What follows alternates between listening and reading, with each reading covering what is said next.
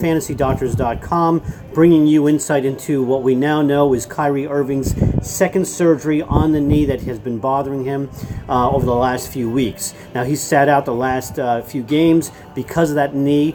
He did injure it a few years ago when he had the patella break.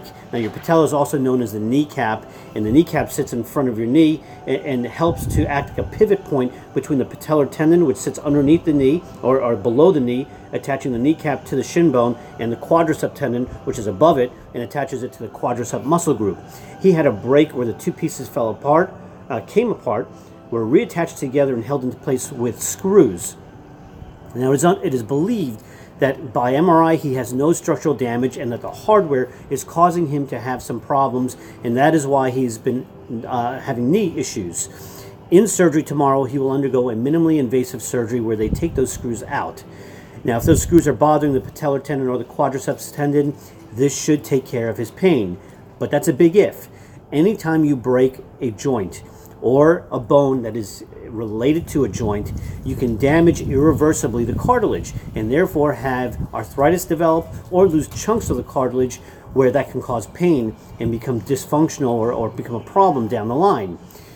In Kyrie's case tomorrow, I would not be surprised if they put a scope in the joint to take a look at the undersurface of the kneecap to look at the cartilage itself. If he has arthritis or damage to the joint with a chunk of the cartilage missing, look for this to become a continued problem for him as his career continues to progress. That would mean potentially decreased performance and also limited playing time in the years that come in the future.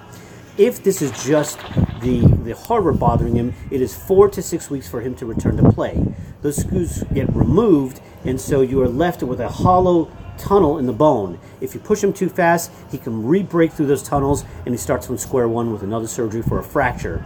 So it's 4 to 6 weeks for those bones to grow into the tunnels to allow him to play. Depending on what's going on with the Celtics, that means he maybe shows up at the end of at the middle of the playoffs if the Celtics make it that far, or else he is available for the start of the season next year. I'm Dr. Seelan Parekh, the Fantasy Doctor with thefantasydoctors.com. Make sure to check out our Twitter handle at thefantasydrs. That's at the Fantasy Doctors, where we give you live updates on NFL, NBA, MLB injuries, and actually injuries from sports around the world. And we field questions on the Twitter handle. You can also check out our website, where we provide you information that's archived across all sports. I'm Dr. Seelan Parekh. Until next time.